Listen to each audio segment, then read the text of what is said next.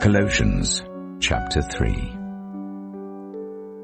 Since then you have been raised with Christ.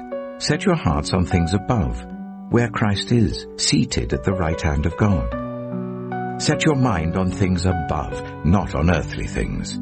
For you died, and your life is now hidden with Christ in God. When Christ, who is your life, appears, then you also will appear with him in glory. Put to death, therefore, whatever belongs to your earthly nature: sexual immorality, impurity, lust, evil desires, and greed, which is idolatry. Because of these, the wrath of God is coming.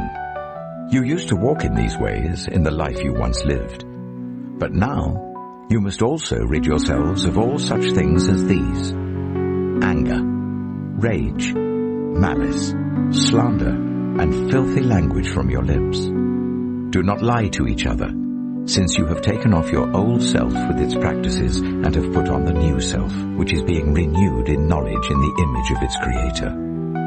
Here there is no Gentile or Jew, circumcised or uncircumcised, barbarian, Scythian, slave or free, but Christ is all and is in all. Therefore, as God's chosen people, holy and dearly loved, clothe yourselves with compassion, kindness, humility, gentleness, and patience. Bear with each other and forgive one another. If any of you has a grievance against someone, forgive as the Lord forgave you. And over all these virtues, put on love, which binds them all together in perfect unity.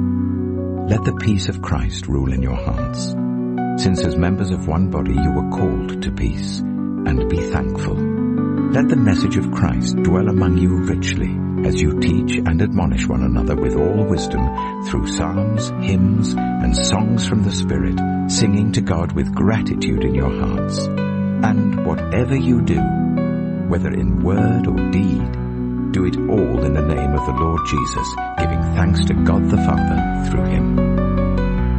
Wives, submit yourselves to your husbands, as is fitting in the Lord. Husbands, love your wives, and do not be harsh with them. Children, obey your parents in everything, for this pleases the Lord. Fathers, do not embitter your children, or they will become discouraged. Slaves, obey your earthly masters in everything, and do it not only when their eye is on you and to curry their favor, but with sincerity of heart and reverence for the Lord. Whatever you do, work at it with all your heart, as working for the Lord, not for human masters, since you know that you will receive an inheritance from the Lord as a reward. It is the Lord Christ you are serving.